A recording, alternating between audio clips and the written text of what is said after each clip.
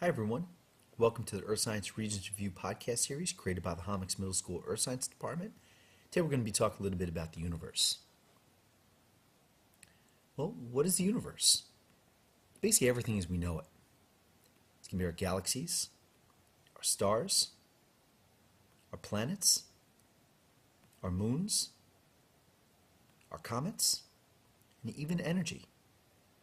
Well, how old is the universe? Well, scientists don't know 100% sure, but they have it kind of nailed down somewhere between 13 and 15 billion years old, with the average accepted value right now somewhere around 13.7 billion years old. Well, how did the universe form? There's a couple theories out there, but the leading theory is what we call the Big Bang Theory. Basically what this states is somewhere around 13 to 15 billion years ago, everything as we know it was crammed into a small location in space called a singularity. There was so much material crammed into that little spot that the gravity got so great and it exploded.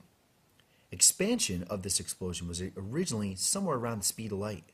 And at that very moment, everything as we know it was recreated, including time and space. It took about 10 billion years for things to calm down and start to cool off. That's when hydrogen gas started to form. Well, pockets of hydrogen gas in the space are what we call nebula. They're kind of the baby factories for stars. Well, in order to get stars, you need hydrogen gas. In order to get a galaxy, you need a big collection of stars. That's how the universe started forming. That's how all of our galaxies started to form. And that's really the origin of where our solar system was going to come from as well. Well, how was this theory created? Well, we need to talk a little bit about energy here to fully understand it. This is your electromagnetic spectrum. The left-hand side, gamma rays, X-rays, and ultraviolet, invisible light. On the right-hand side, you have infrared, microwaves, and radio waves. Left-hand side are what we call decreasing wavelength. Right-hand side, we have what are called increasing wavelength.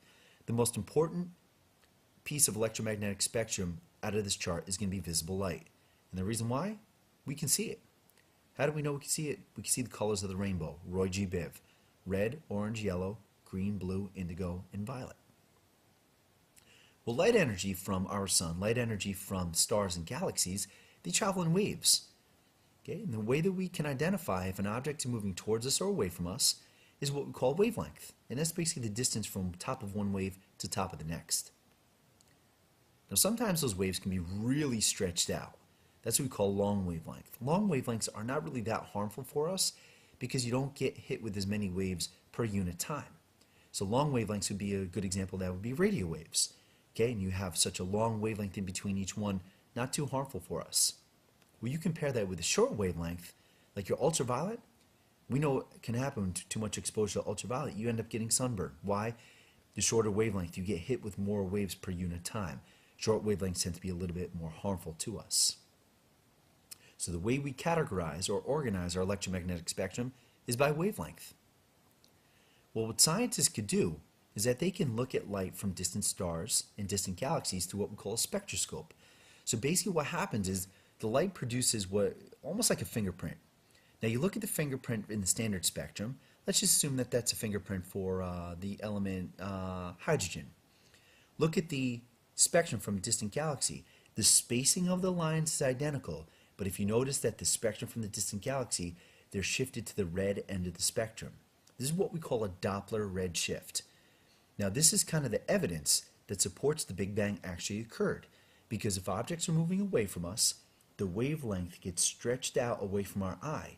The wavelength gets longer. The color red is associated with a longer wavelength. If things are moving away from us, we call that a redshift.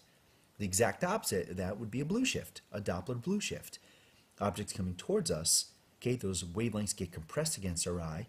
The objects moving towards us called a Doppler blue shift. And that doesn't happen that often in our universe. Mostly everything that we know produces some sort of red shift, which supports the idea that the universe is still expanding. So this galaxy is going to be red shifted, so it's going to be receding or moving away from us. So when we talk about red shifts, okay, red shifts or the Doppler effect, it's going to support the Big Bang Theory. The universe is still expanding. Okay, that's it for now. Thanks.